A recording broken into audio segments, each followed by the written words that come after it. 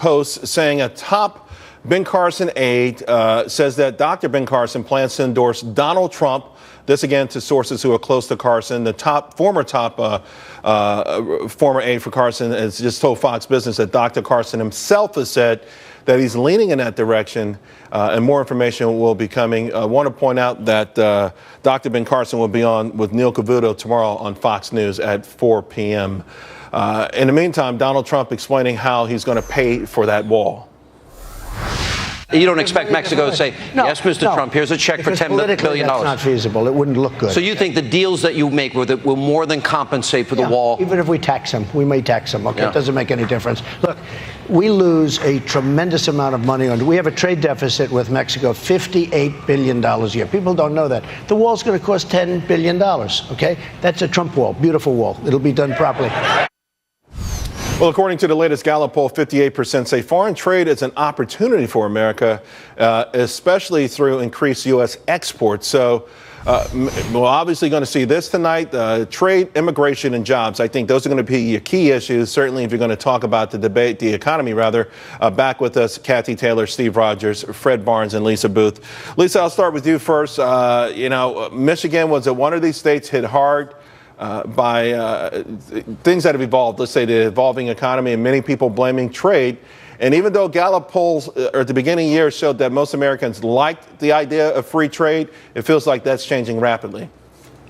Well, I think we are seeing, some change in the way that some Republicans view trade, and that is as evidenced by Donald Trump's victory in Michigan and a lot of the dialogue around trade. I mean, I think if you just look at blue-collar workers, they're hurting in America. I mean, that's just a reality. I think it's a combination between just, modernization and the fact that a lot of these jobs are automated. It's also a product of the regulatory state of the country, and you look at a lot of manufacturers just can't survive under some of the regulations, so they're either shipping jobs overseas or they're shutting down. Right. So I think there are a lot of blue collar workers are suffering. I also think that's why, talking about immigration, which you just mentioned, I also believe that's an issue. While that's resonating with a lot of blue collar workers at all, is they're seeing that these jobs are in jeopardy, and that's a fear that they have, and that's something that Donald Trump has also put forward and has discussed quite a bit. Let me shift gears a little bit, guys, because there's only a few minutes left in this show, and if this bombshell announcement is true, Dr. Ben Carson backing Donald Trump. Steve, what do you make of it? Because already Donald Trump was doing very well with evangelicals and those kind of folks, but this really would be one heck of a seal of approval. And boy, do I love Dr. Ben Carson tonight. he's on the train there, Charles. Yeah, I think it's a move from a very intelligent man. He's well respected throughout this entire country, if not the world.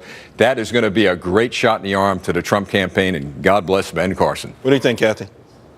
I think that all of these endorsements play a role and help, and it's certainly good. Dr. Carson is very strong with the evangelicals. Trump has also done well with them. But look, the Trump momentum is there no matter who endorses him, I think, at this point, and that's not to discredit Dr. Carson in any way. I just think that is the trade. But keep in mind, he's not an establishment guy. Well, he's not an establishment guy, and that's a big plus. And I think it would be a huge blow to Ted Cruz, because when this started, if you said who seemed more alike, you felt Ted Cruz and Dr. Ben Carson had a lot more things in From a conservative value standpoint, but I don't think from a disruptor outsider perspective. Listen, this would varnish Donald Trump's credentials in a lot of ways, Fred, with the evangelicals, with the outsider image. And Dr. Ben Carson is really still liked very much across the political aisle.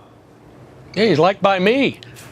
He's a wonderful guy. Well, that's it. That's it. So but are you wait a minute, Charles. Charles, wait a minute. On the other hand, endorsements don't really matter much, particularly at this stage in the campaign. Did anybody think it's a big deal because one senator has now endorsed Ted Cruz? I don't think that matters much either. What matters is, I think more than anything else, what happens on Tuesday. This debate probably won't change this debate tonight. If Donald Trump spoke about anything that would help him the most, it would be to talk about national security and foreign policy and get rid of some of his somewhat odd views, that Bush lied about weapons of mass destruction. I don't think, Fred, and Putin. That's what the old establishment, no, I'm not trying to dish you, wants to hear. But what this audience wants to hear is about free trade, immigration. And Lisa, I just got 10 seconds left. Do you think a Ben Carson endorsement helps that Trump train become a little bit more of a locomotive? I think it helps him, but I agree with Fred in that I think endorsements mean a little less this election cycle. We've seen it with a lot of sitting governors endorsing candidates, Donald Trump included, where they weren't able to carry their state. Well, same for Marco Rubio as well. Since that's the case, I'll withhold mine, although I do endorse Lou.